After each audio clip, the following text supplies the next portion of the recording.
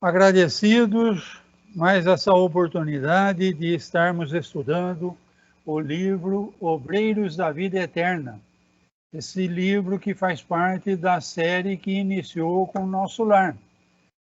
Nós já estudamos Nosso Lar, nós já estudamos Mensageiros, Missionários da Luz, e a semana passada nós iniciamos o capítulo 1 de Obreiros da Vida Eterna. Pedimos aos amigos espirituais que acompanham o estudo que, por intermédio da inspiração, nos auxiliem de modo que tenhamos uma boa compreensão do que vai ser lido essa noite, pois sabemos da importância do livro. Temos esse livro conceituado como uma revelação da espiritualidade para a humanidade encarnada. Então, na semana passada, nós vimos que André Luiz chegou em nosso lar como assistido. Foi internado no hospital, conheceu Lísias, que era visitador lá no hospital, e, por intermédio de Lísias, ele conheceu Dona Laura, e com influência que ele recebeu daquela família lá do plano espiritual, ele começou, se voluntariou para os trabalhos. Mas ele, que era um médico, um cientista aqui na nosso plano, lá no plano espiritual, ele viu que ele teria que começar como um aprendiz, porque a medicina lá na parte espiritual é muito mais avançada que a nossa, né? Então, no livro Nosso Lar, ele inicia os trabalhos como um aprendiz. Livro Mensageiros, ele se inscreve num tipo de uma pós-graduação do ensino do plano espiritual. E o mentor, então, pega ele e o Vicente, que também é médico, e fica uma semana com eles aqui no nosso plano terrestre. Antes de chegar no plano terrestre, eles param no umbral médio, conhece lá o Alfredo, e fica uma semana, então, nesse trabalho, mostrando como é a influência do plano espiritual junto aos encarnados. No livro Missionários da Luz, ele também continua como aprendiz, aí o instrutor dele, Alexandre, mostra para ele todos os trabalhos que tem numa casa espírita. Então, ele descreve para a gente o funcionamento das glândulas do médium, psicografando. Ele descreve para a gente médium se preparando para a psicografia, descreve reuniões de desobsessão. E com essa descrição toda, então, ele vai mostrando como funciona uma casa espírita sob o ponto de vista do plano espiritual. E nesse livro que nós iniciamos agora, então, Obreiros da Vida Eterna, André Luiz está estreando como trabalhador. Então, nos 3 primeiros livros, ele era um aprendiz. Nesse livro, então, ele vai constituir uma equipe de trabalhador. André Luiz, que foi médico na última encarnação. Uma senhora que foi enfermeira na última encarnação. Um senhor que foi padre na última encarnação. E o Jerônimo, que é o mentor, o organizador, o encarregado desse trabalho, tá? Então, essa equipe de 4 pessoas vai vir aqui para a Crosta, onde nós estamos, porque tem 5 pessoas que, ainda encarnado, fizeram o vínculo com o pessoal de Nosso Lar. E por esse vínculo que foi feito, então, eles se tornaram dignos de uma assistência durante o desencarne dessas 5 pessoas. E esse grupo que eu mencionei agora, essas 4 pessoas, onde o André Luiz está inscrito, vai vir para a Crosta para assistir, para dar uma ajuda no desenlace do corpo carnal de 4 amigos do plano espiritual, então. Mas antes, então, de iniciar esse trabalho, na aula passada nós vimos que ele foi no Templo da Paz. No Templo da Paz, que está lá no Ministério do Auxílio, ele assistiu uma palestra. E esse palestrante é considerado lá em Nosso Lar um campeão dos grupos de assistência. Então ele descreveu no capítulo 1 como foi essa palestra desse campeão dos grupos de assistência, né? E hoje, então, antes de partir, ele está indo para o Santuário da Bênção. O Santuário da Bênção também fica lá no Ministério lá do Auxílio. E aí ele vai receber... Bom, nós vamos ler, então, esse capítulo 2, ele entrando no Ministério. Porque nesse capítulo ele vai receber a visita de trabalhadores do alto. Para vocês terem uma ideia, então, do que eu estou falando, na aula passada ficou um pouco confuso. O nosso mundo, o planeta Terra, é como uma cebola, com várias camadas. Nós estamos numa camada chamada crosta. Nós estamos na crosta do planeta, onde é a região da materialidade. As coisas materiais ficam na crosta. Acima da crosta é o plano espiritual. Só que o plano espiritual, logo em seguida da crosta, é o umbral grosseiro. No umbral grosseiro estão os espíritos, que já não têm mais o corpo de carne, mas eles ainda estão muito ligados nas coisas da matéria. Eles não conseguiram se desprender da matéria. Então, o primeiro camada, logo após a nossa, é o umbral inferior. É um lugar de sofrimento, muita ignorância, um lugar até perigoso, tá? Depois, então, veio o umbral médio. Isso nós vimos no livro Mensageiros, quando André Luiz parou num castelo lá, onde tinha 2.000 espíritos dormindo, porque acreditavam que morreu, fica dormindo até o dia do juízo.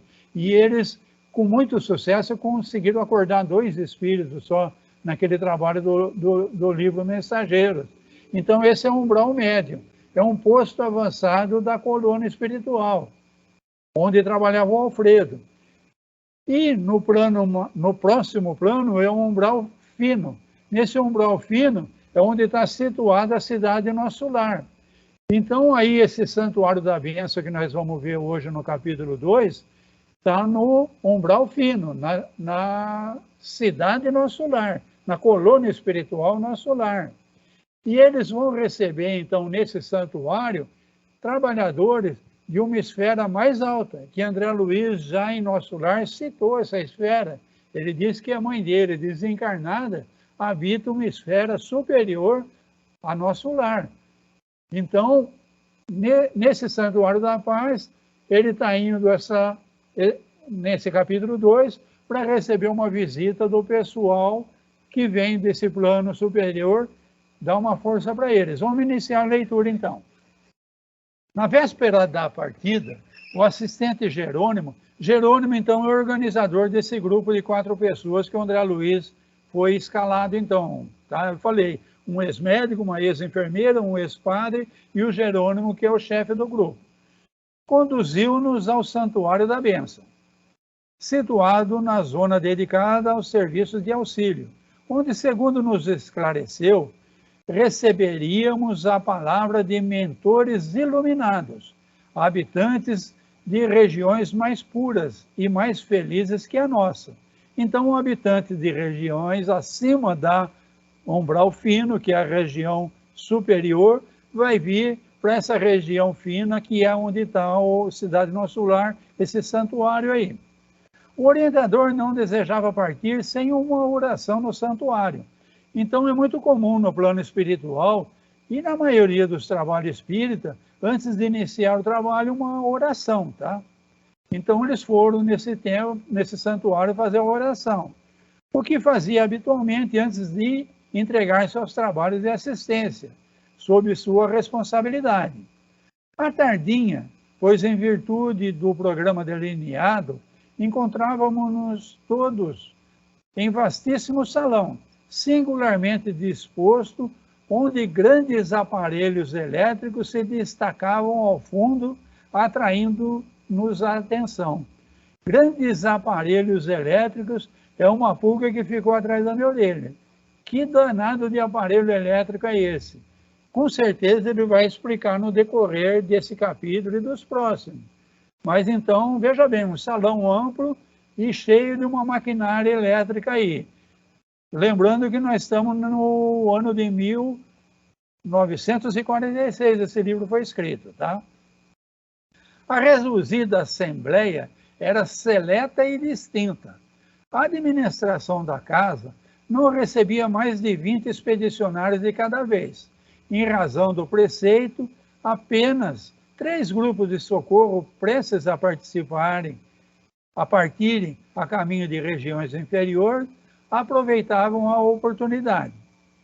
O conjunto de 12, precedido por uma irmã de porte venerável, de nome Semprônia, que se consagraria ao amparo de crianças desprotegidas. O grupo chefiado por Nicanor, um assistente muito culto e digno, que se dedicaria por algum tempo à colaboração nas tarefas de assistência aos loucos de antigo hospício, e nós outros, os companheiros encarregados de auxiliar alguns amigos em processo de desencarnação. Então, nesse dia no santuário aí, é uma reunião seleta com poucas pessoas, 20 entidades estão no salão. E são 3 grupos que constituem essas 20 trabalhadores aí, tá? Um dos grupos liderado por Semprônia é dedicado ao amparo de crianças asiladas. Ela vai fazer assistência nos asilos às crianças. O Nicanor é o chefe de um outro grupo, onde a especialização é a psiquiatria, a psicologia, e eles vão fazer um trabalho de assistência nos hospícios aqui na crosta, tá? E o grupo do André Luiz, que vai assistir esses 5 desencarnados que têm esse merecimento por terem vínculo já com o pessoal de nosso lar. O instrutor Cornélio, diretor da instituição, então essa instituição aí tem um diretor chamado Cornélio, atendido por um assessor, palestrava conosco, demonstrando-nos simplicidade e fidalguia, magnanimidade e entendimento. Logo de início, em nossa administração, o chefe aí do local que eles estão tá falando, tá? Logo no início da nossa administração, procuramos estabelecer o aproveitamento máximo do tempo, com o mínimo de oportunidade. Então, veja bem, quando ele se tornou administrador, ele queria que os trabalhos rendessem, que o tempo fosse muito bem aproveitado, máximo aproveitamento do tempo. Para concretizar a providência, desde muito recebemos indiscriminadamente os grupos socorristas. Então, esse local já recebia os grupos socorristas, reunidos em conjuntos de serviço de acordo com as situações que destinavam, em dia de recepção, aos que vão prestar serviço na crosta. Não atendemos a colaboradores incumbidos de operar exclusivamente nas zonas de desencarnado. Então, esse local tem essa especificação. Atendem grupos que vão trabalhar na crosta, como sejam em situações purgatoriais, e as que classificam como francamente tenebrosas. Então, esse grupo, esse local com o André Luiz é especializado em grupos que vão assistir na crosta, não em grupo de desencarnado que estão no nível da crosta, tá? Que eu falei que é lugar tenebroso, né? Há que ordenar as palavras e selecioná-las. Então, para poder ter um bom aproveitamento, tem que tomar muito cuidado com as palavras, nas conversas, no tratamento das pessoas. Por quê? Criar campo favorável aos nossos propósitos de serviço.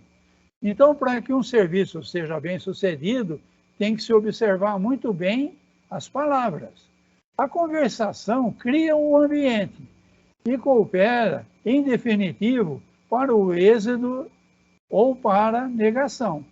Então, um trabalho de assistência pode ter êxito ou não, de acordo com as palavras empregadas pelos participantes, tá?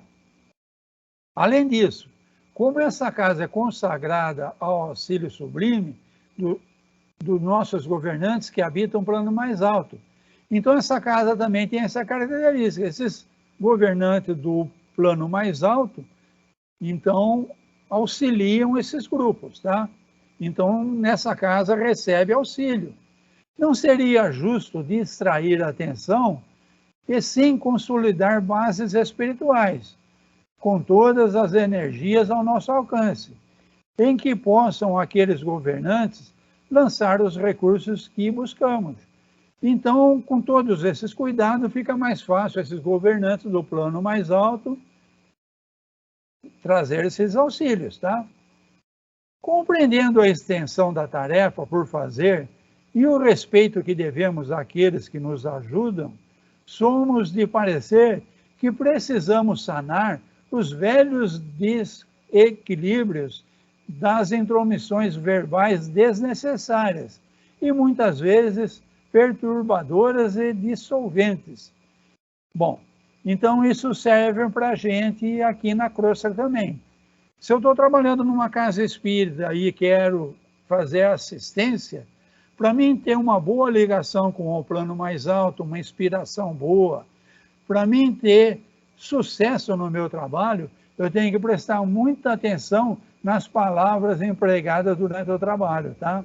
Então aquela conversinha paralela deve ser eliminada, eu não sei, o fulano é isso, o fulano é aquilo, falta isso para coisa dar certo aqui, falta aquilo para coisa dar certo ali, isso está errado, isso não está certo. São tudo coisas que devem ser evitadas num trabalho de auxílio, tá? Por quê? Porque isso dificulta a assistência que esses grupos de auxílio recebem do mais alto, tá? Então, tanto eles lá em nosso lar recebem, como nós estamos recebendo essa descrição aqui, como nós aqui encarnados também a mesma coisa, tá? Enquanto ouvíamos as ponderações encantados, ele imprimiu em intervalo as sentenças esclarecedoras e continua falando. Aliás, o profeta enunciou há muitos séculos que a palavra dita em seu tempo é maçã de ouro, em cesto de prata. Se estamos, portanto, verdadeiramente interessados na elevação, constitui-nos inalienável dever o conhecimento exato do valor tempo, estimando-lhe a preciosidade e definindo cada coisa e situação em lugar próprio, para que o verbo, potência divina, seja em nossas ações colaborador do Pai. Então, o verbo, no caso, são as palavras.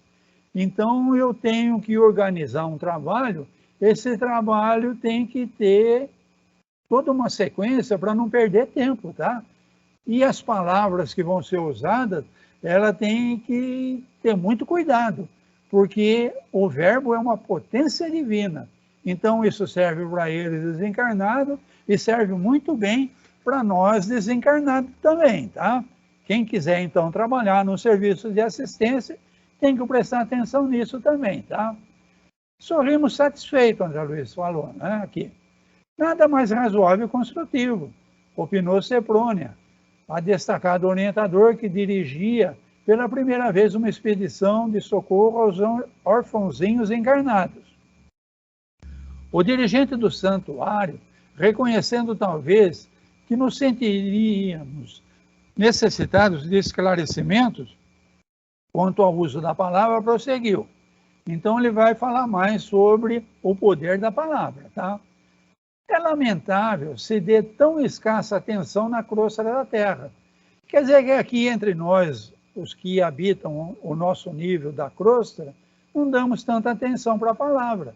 A gente usa palavrões, a gente usa palavras de escárnio, tira sarrinho daqui. Vocês estão entendendo o que eu estou falando? O poder do verbo, atualmente, tão desmoralizado entre os homens. Então, a gente escassa atenção para isso, tá? Não medimos nossas palavras, não. Inclusive, nossas autoridades estão dando péssimo exemplo para nós, tá?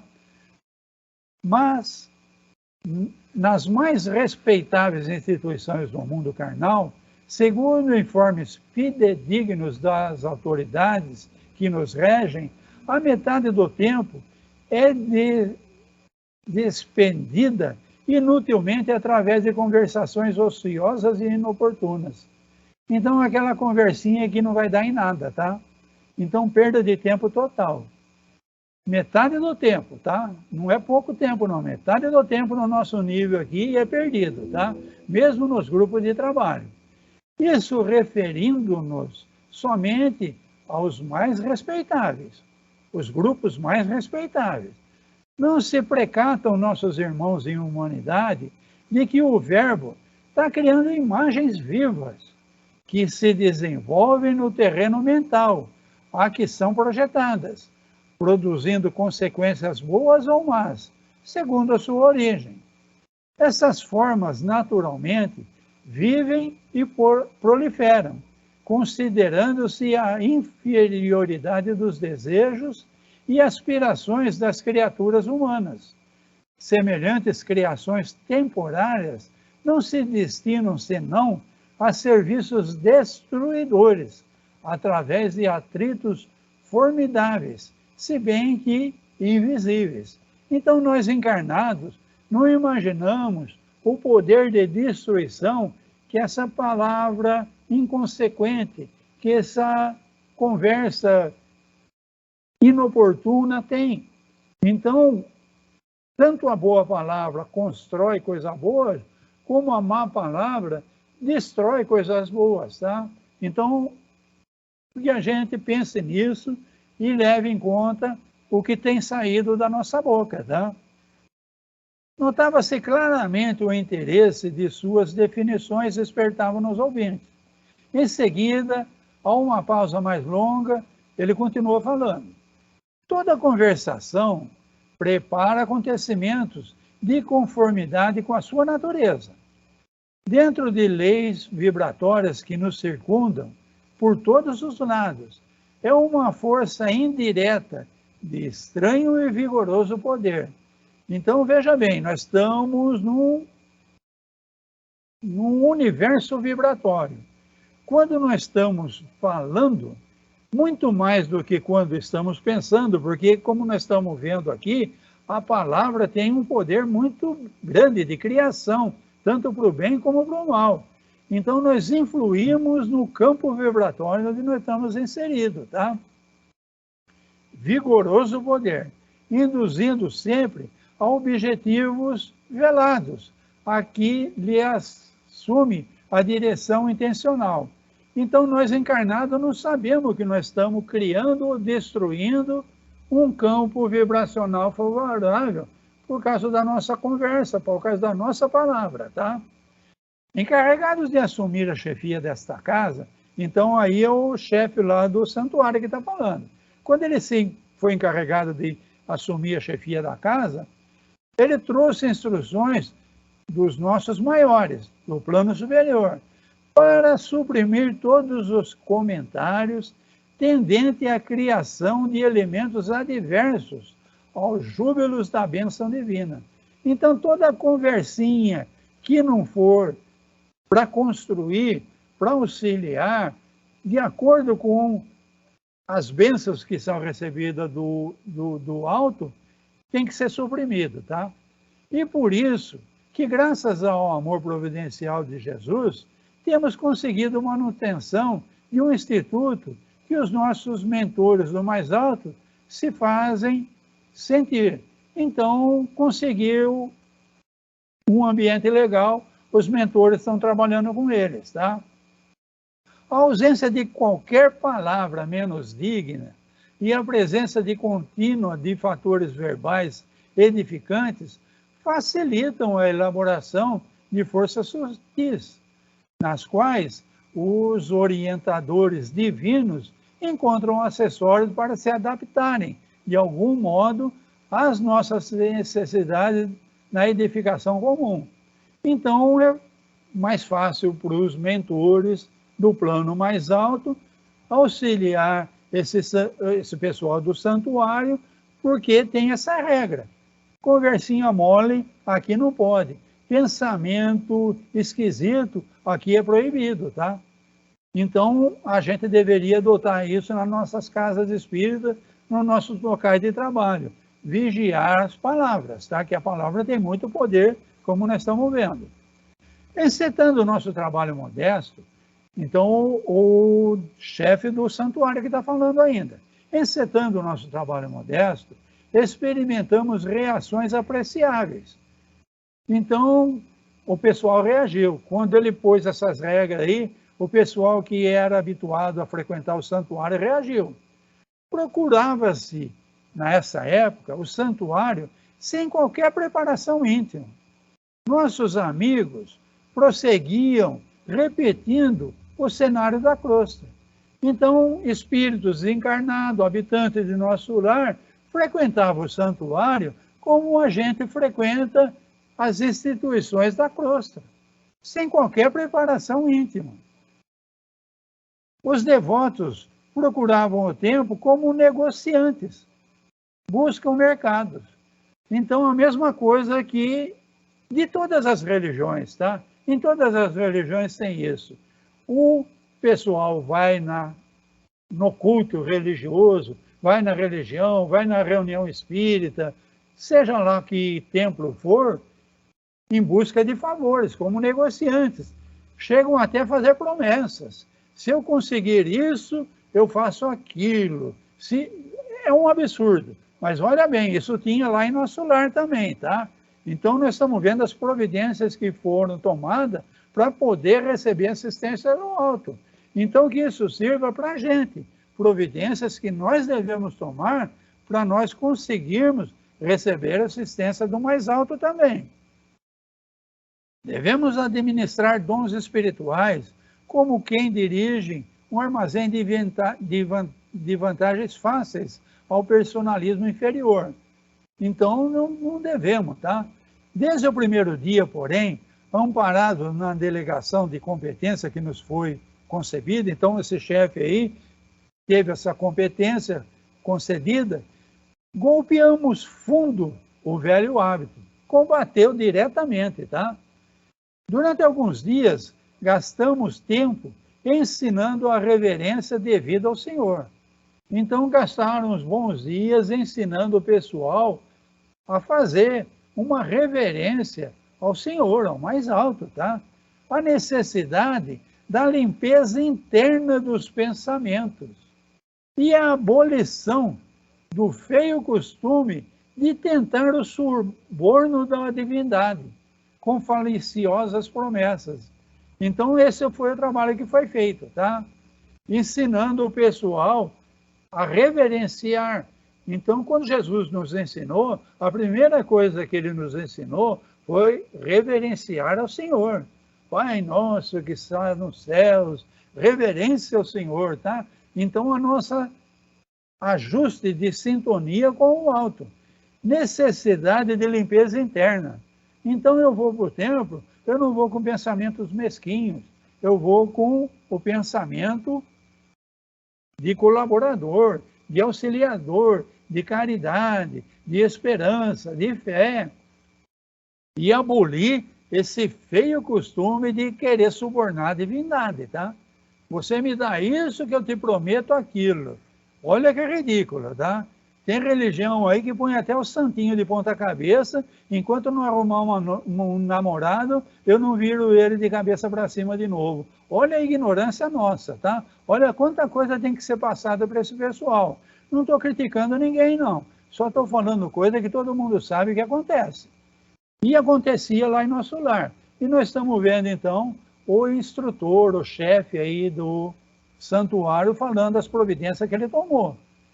Então, nós que frequentamos algum lugar que pretende auxiliar e receber instrução do alto, nós também deveríamos pensar nisso, tá? E quando sentimos conscienciosamente que as lições estavam findas iniciamos a aplicação de medidas retificadoras. Registros vibratórios foram instalados. Eu não sei como que é isso aqui não, mas para mim deve ser um tipo de um alarme, tá? Quando você começa a pensar negativamente dentro do santuário, então esse aparelhinho, não sei se é um aparelho, como que é, ele vai registrar que a vibração caiu. E não sei se ele vai dar um alarme, se ele vai avisar ninguém. Vamos ver se explica mais na frente. Mas foi instalado, então, alarme de vibração baixa. Está atendendo aquelas 20 pessoas lá. Um começou a criticar, começou a reparar no outro, começou a fugir o pensamento para o lado da vibração negativa. Esse registro vai acontecer, tá? Assinalando a natureza das palavras em movimento. Desde aí, foi muito mais fácil identificar os infratores e barrar-lhes a entrada na câmara de iluminação. Então, veja bem, é um santuário, mas esse santuário tem até um alarme, que se você vibrar negativamente, você é convidado a se retirar, tá? Porque você vai atrapalhar o bom funcionamento do santuário. O pessoal do alto não vai conseguir trabalhar no santuário. Então, olha que providência bacana que foi tomada no santuário lá em nosso lar. E como eu estou dizendo sempre aqui, a gente deveria de pensar em adotar para nós também, tá? No local onde realizamos nossas preces. Observando, talvez, que alguns de nós faziam certas considerações mentais, observou o sorridente. Então, é o chefe aí do santuário que está falando ainda, tá? Cremos desnecessária qualquer alusão ao imperativo dos pensamentos limpos. Então, é lógico que o pensamento limpo não precisa nem comentar, ele só vai ajudar. Quem busca uma casa especializada em abençoar, não pode hospedar ideias de ódio ou maldição. Ódio ou maldição, toca o alarme e o cara é convidado a se retirar, tá? Bom, compreendemos prontamente a finalidade do ensino indireto e delicado, calarmos-nos prevenidos quanto à necessidade de resguardar a mente contra as velhas sugestões do mal. Desejando facilitar-nos as expansões de alegria e cordialidade, Cornélio, que é o chefe lá do santuário, olhou fixamente um grande relógio que aparentava simbolicamente no mostrador a caprichosa forma de um olho humano de grandes proporções, em que 2 raios luminosos indicavam as horas e os minutos, e falou em tom fraternal: teremos hoje, conforme notificação recebida há vários dias, a visita de um mensageiro de alta expressão hierárquica. Então, como eu adiantei para vocês então, no começo do capítulo, nesse dia que o André Luiz está no santuário, eles vão receber uma visita de um mensageiro de alta expressão hierárquica, tá? Contudo, antes desse acontecimento excepcional, parece que não é sempre que recebe essa visita. Excepcional. Dispomos ainda de algum tempo. Considerando o preito de amor que devemos aos que nos orientam do plano superior, não convém emitir a nossa invocação de bênção sem antes, nem depois do horário estabelecido. Estejam, pois, à vontade os cooperadores. E fixando o olhar nos 3 encarregados de serviço, acrescentou após uma reticência: enquanto me entendo particularmente com o chefe das missões, temos quase 1 hora para a troca de ideias construtivas. Então tinha 20 pessoas ali, eram 3 grupos, 3 chefes de grupo e o chefe do santuário. Faltava 1 hora ainda para o horário da oração para receber o mensageiro do alto. Então, o chefe do santuário chamou os 3 chefes das 3 equipes para uma conversa em particular. E depois dessa instrução toda de como um trabalhador deve proceder dentro do santuário, ele deixou o pessoal à vontade, então, para conversar entre eles, tá? Cornélio passou a dirigir-se de modo confidencial aos nossos orientadores, fracionados em grupinhos diversos. Estabulamos a conversações amigas. Então, o Cornélio, que é o chefe do santuário, os 3 orientadores, estão conversando no particular. E o pessoal, os outros 17, se reuniu em grupinhos e o André Luiz, então, vai falar das conversas dele, tá? Atendendo-me os desejos, Padre Hipólito, qual o chamávamos na intimidade, apresentou-me o assistente Barcelos, da turma de servidores que se destinava à assistência dos loucos. Fora ele dedicado professor no círculo carnal e interessava-se carinhosamente pela psiquiatria, sob novo prisma. Então, o André Luiz, cujo grupo dele é o padre Barcelos, a enfermeira e o chefe. O chefe está conversando com o chefe lá do santuário e ele pediu para o padre apresentar uma pessoa que parece que ele conhece, que é do grupo que faz assistência aos loucos, tá?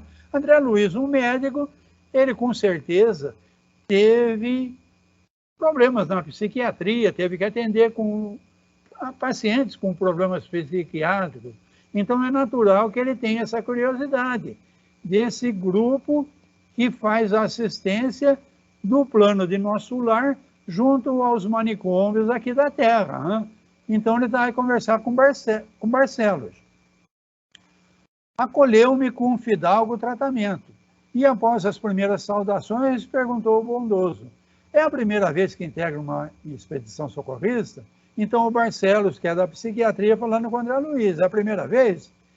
De fato, esclareci, é a primeira. Tenho acompanhado diversas mísseres de auxílio na crosta, mas na condição de estudante. Como eu disse nos primeiros livros, André Luiz sempre era estudante. Agora ele vai como trabalhador. Na condição de estudante, com reduzidas possibilidades de cooperação. Agora, porém, o assistente Jerônimo aceitou-me o concurso e sigo alegremente. Endereçou-me cativante olhar, no qual transcendia satisfações e surpresa, e observou: o trabalho beneficia sempre. Interessado em seus informes e esclarecimentos, tornei humilde. Então, André Luiz quer especular. Nós conhecemos André Luiz, ele é muito curioso, tá? Então, ele vai falar com o Barcelos. Seguindo expedições de socorro como aprendiz, tive ensejo de visitar, por mais de uma vez, 2 antigos e grandes sanatórios de alienados do nosso país e vi de perto a extensão dos serviços reservados aos servos de boa vontade nessa casa de purificação e dor. As atividades de enfermagem aí são, a meu ver, das mais meritórias. Então, André Luiz, nesses trabalhos como aprendiz, ele já tinha visitado manicômios. Eu quero lembrar que nós estamos em 1946.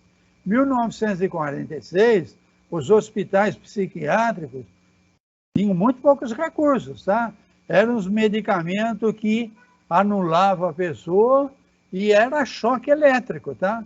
Então, é dessa época que André Luiz foi visitar e que ele viu. Vamos ver o que o Barcelos vai falar agora. Inegavelmente, concordou ele, mais meritórias, né? Concordou ele, prezando-me a atenção. A loucura é um campo doloroso de redenção humana. Tenho motivos particulares para consagrar-me a esse setor da medicina espiritual e asseguro-lhe que dificilmente encontraríamos noutra parte tantos dramas angustiosos e problemas tão complexos.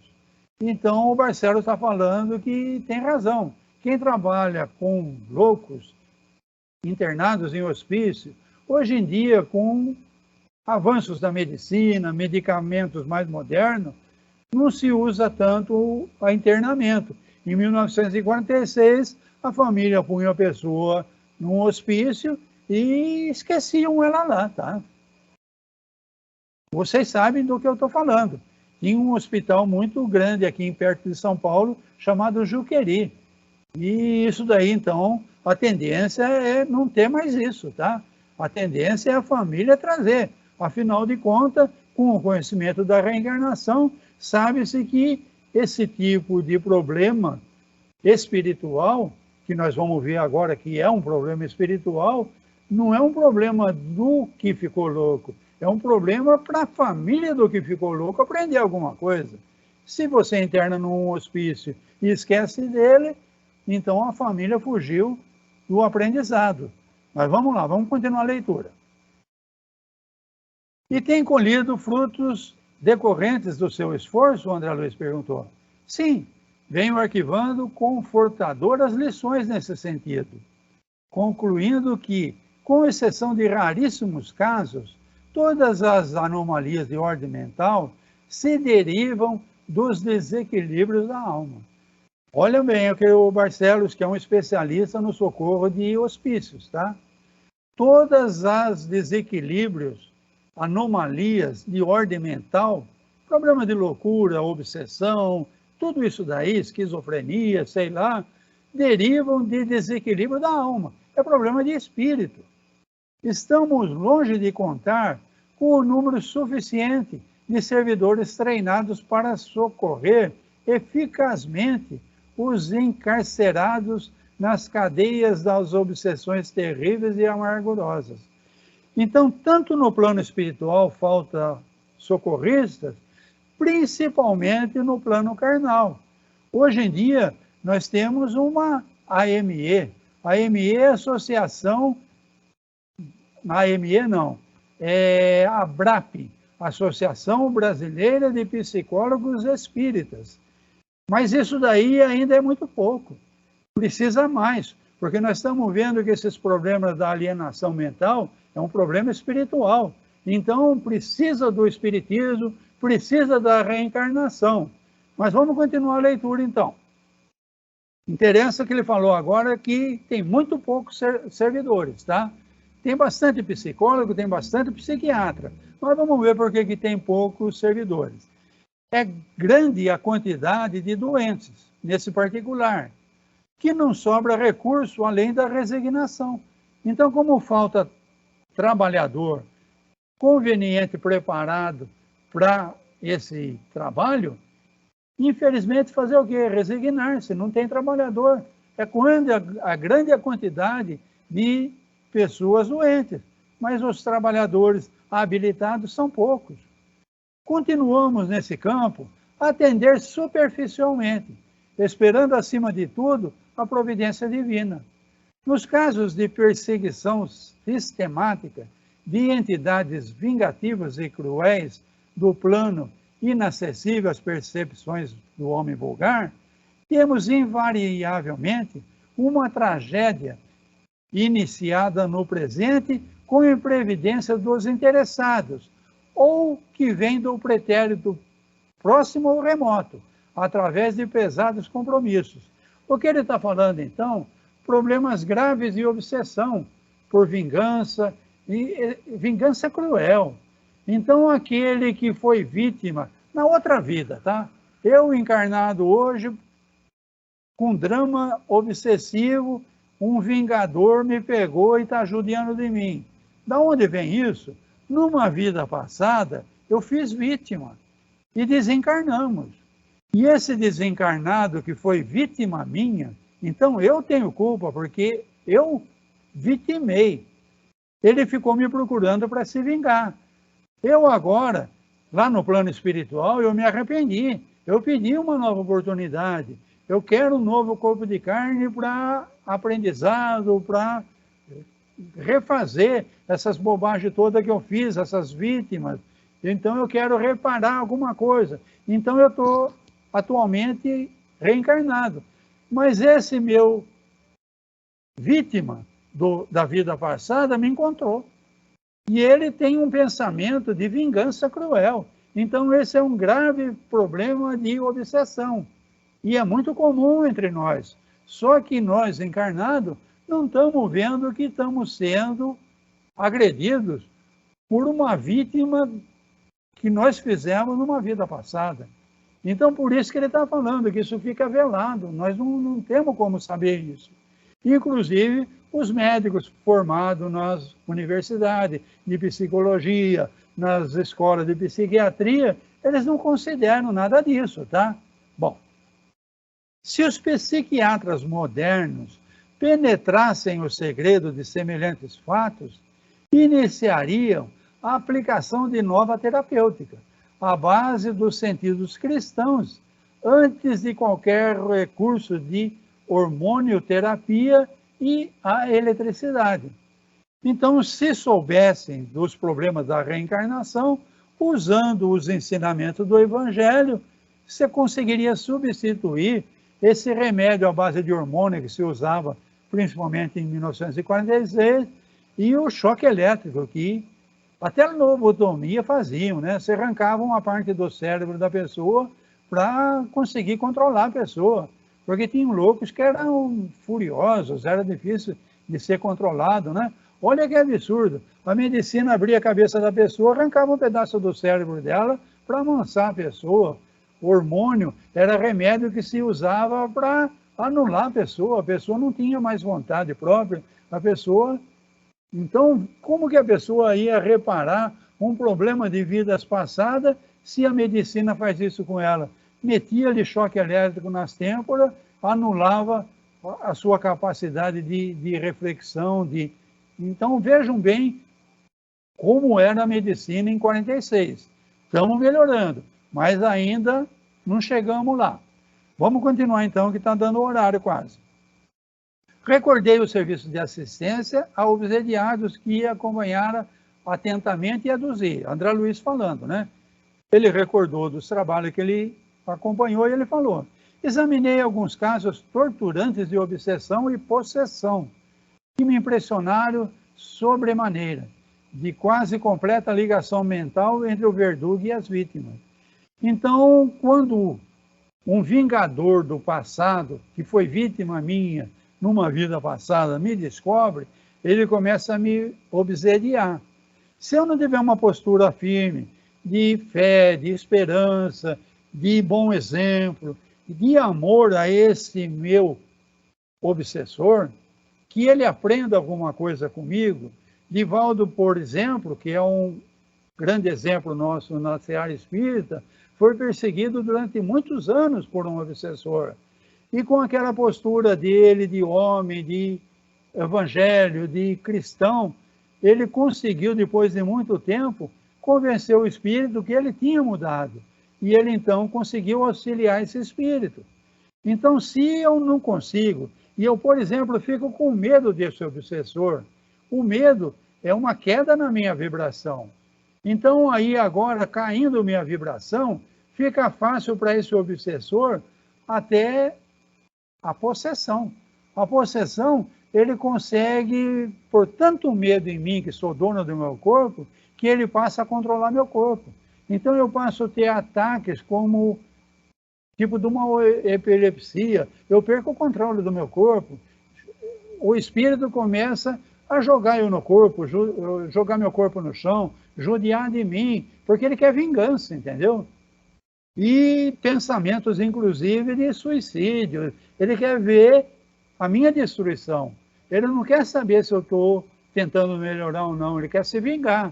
Então, como me livrar disso, enquanto eu estou nesse período de obsessão? Com fé, com esperança e com caridade por esse obsessor, tá? Barcelos esboçou significativo gesto e continuou falando, né? É a terrível história viva dos crimes cometidos em movimentação permanente. Os cúmplices e personagens desses dramas silenciosos, e muitas vezes ignorados por outros homens, antecedendo os comparsas do caminho da morte, tornam amedrontados ao convívio dos seus em face de sinistras consequências com que se defrontam além do túmulo. Agarram-se instintivamente à organização magnética dos companheiros encarnados aqui na crosta, viciando-lhes os centros de força, relaxando-lhe os nervos e abreviando o processo de extinção do tônus vital, porque tem sede das mesmas companhias, junto às quais se lançaram em pleno abismo. Exibem sempre quadros tristes e escuros, onde se destacava a piedade de muitas almas redimidas que tornam ao alto incompassíveis gestos de intercessão e socorro urgente. Então aqui, por exemplo, é o caso do viciado, ou em drogas, ou em álcool, ou em sexo desregrado. Então ele desencarnou, mas ele continua muito ligado a esse vício que ele tinha. E como ele não tem mais o corpo para usufruir desse vício, ele se liga a algum encarnado com essa tendência. Então, se ele tem o vício do álcool, ele vai se ligar a algum encarnado e eles juntos vão beber. E ele, então, vai usufruir dos fluidos etéricos que o encarnado bebendo vai disponibilizar a ele. Mesma coisa o sexo desregrado, mesma coisa o uso de droga. Então, para poder atender alguém viciado, nós temos que pensar nesses problemas de obsessão. Um espírito que desencarnou, não conseguiu se adaptar, ou a coisa foi muito terrível para ele lá no plano espiritual, ele está aqui no nosso plano da crosta, obsediando alguém e fazendo com que esse alguém atenda às necessidades dele, que não consegue se livrar, tá? Então é necessário também um trabalho de desobsessão para poder ajudar. Imprimiu as considerações ligeiras, pausa e prosseguiu. Entretanto, observo na atualidade, especialmente outro campo alusivo ao assunto. Antes de minha volta ao plano espiritual, faminto de novas informações referentes ao psiquismo da personalidade humana, examinei atento a doutrina de Freud, impressionado com as variações psicológicas de características juvenis, sob minha observação direta, e apaixonado pelas soluções dos profundos enigmas que envolvem a criatura terrestre. Encontrei na psicoanálise um mundo novo. Todavia, por mais que eu estudasse a prodigiosa coleção de efeitos, jamais alcancei a tranquilidade completa na investigação das causas do círculo dos fenômenos em exame. Então, o Barcelos conhecia a psiquiatria, a psicanálise, Freud, e ele está agora desencarnado, e ele viu que isso daí não foi suficiente. Por quê? Faltou a parte espiritual. Porque Freud, Jung, esse pessoal fez um trabalho formidável, como ele está constatando aqui, de psicoanálise. Mas e essa parte espiritual? E os vínculos com a vida passada? Continuando a leitura, então. O Barcelos falando. Discípulo espontâneo e distante do eminente professor Friedenberg, somente aqui pude reconhecer os elos que lhe faltavam ao sistema de positivação das origens de psicoses e desequilíbrios diversos. Esse Friedenberg, então, sabia que tinha alguma coisa que faltava. Só agora, depois de desencarnado, que o Barcelos descobriu. Os complexos de inferioridade, recalque, a libido, as emersões do subconsciente, não constituem fatores adquiridos no curto espaço de uma existência. Então, todos esses problemas não se adquirem em uma existência, e sim característico da personalidade egressa de experiências passadas. Então, agora o Barcelos sabe que esse desequilíbrio que conduz a pessoa a esse estado de loucura não foi adquirido nessa vida. É coisa que vem de vidas passadas. A subconsciência é, de fato, um porão dilatado das nossas lembranças. repositório das emoções e desejos, impulsos e tendências, e que não se projetaram na tela das realizações imediatas.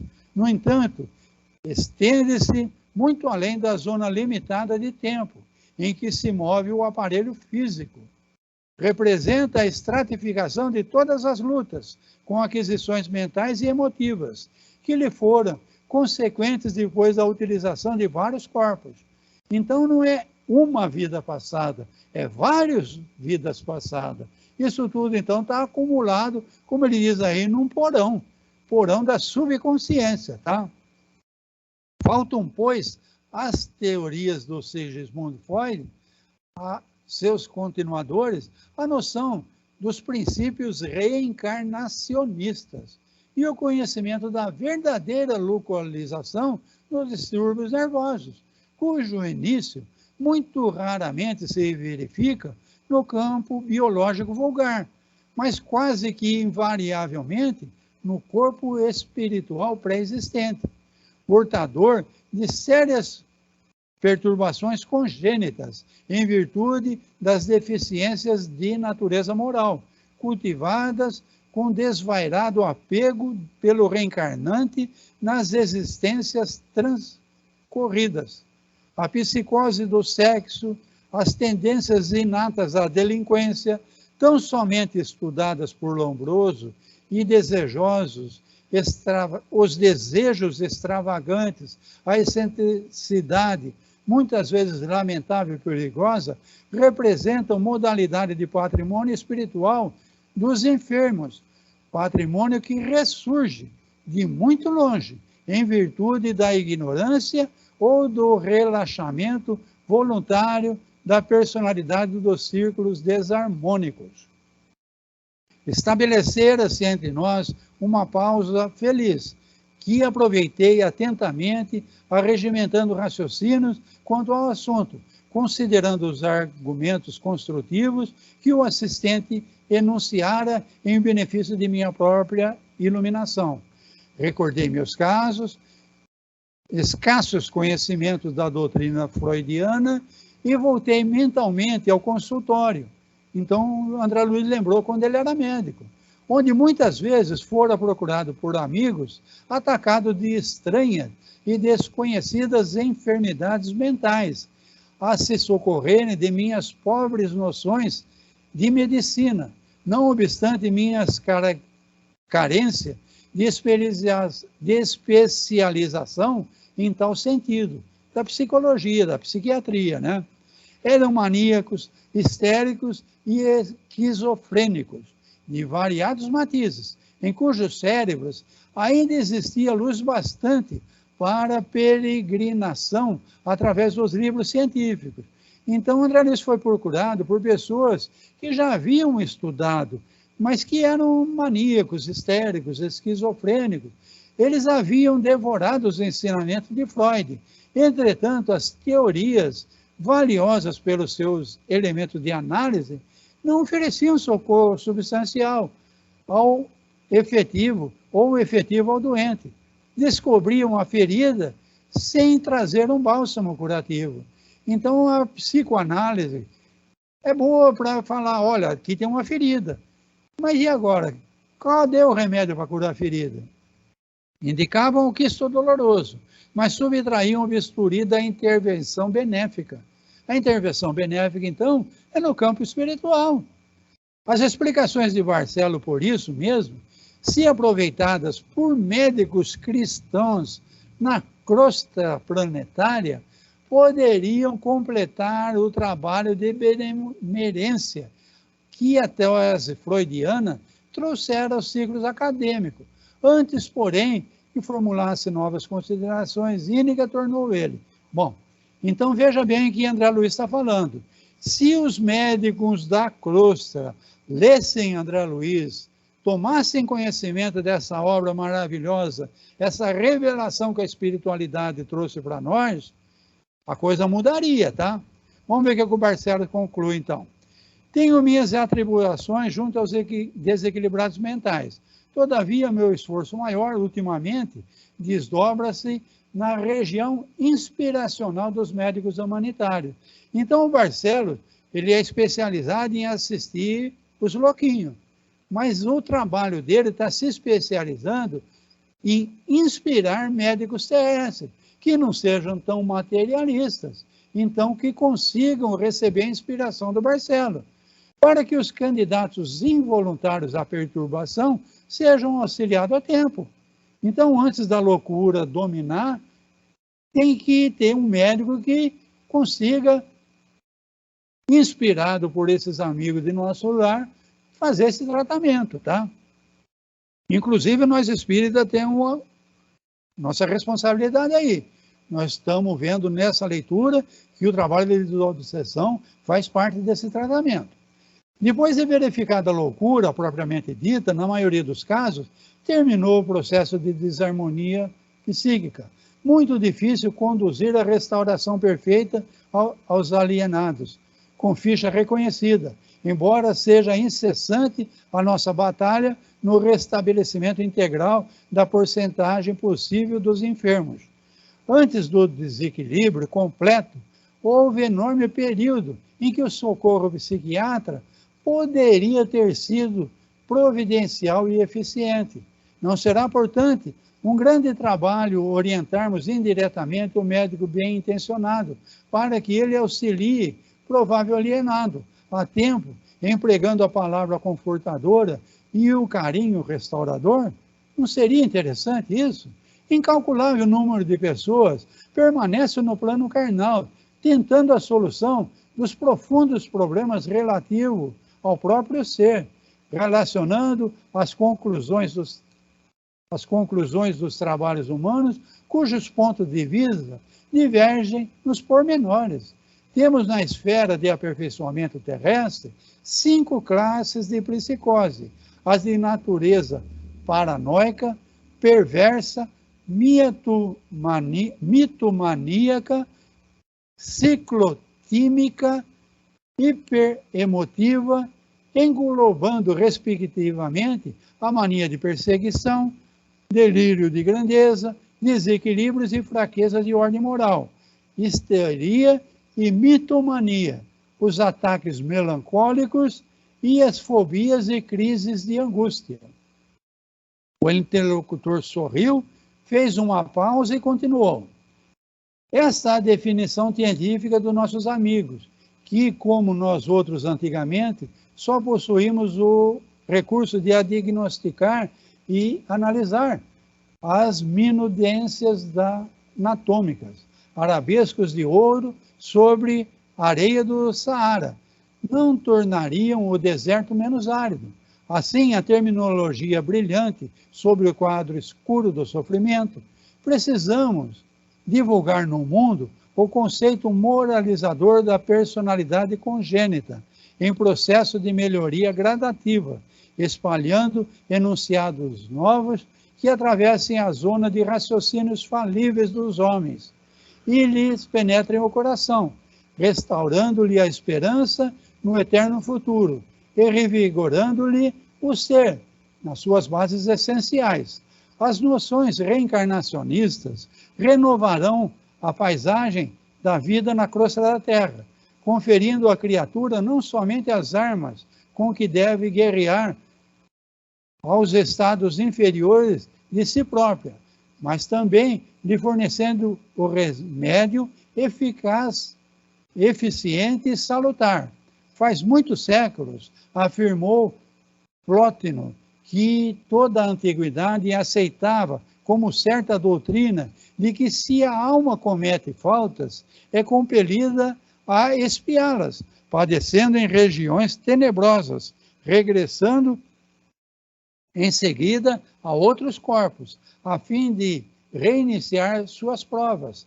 Falta desse modo, lamentavelmente, aos nossos companheiros de humanidade o conhecimento da transitoriedade do corpo físico e da eternidade da vida, do débito contraído, do resgate necessário em experiência, em em recapitulações diversas. Bom, eu estou sozinho aqui, eu não tinha reparado no horário. E nós estouramos o horário, tá? Então eu vou parar por aqui. Vou fazer uma prece então, e na semana que vem, para não ficar tão cansativo, tão longo, nós damos continuidade ao trabalho então. Nelson, você acompanhou?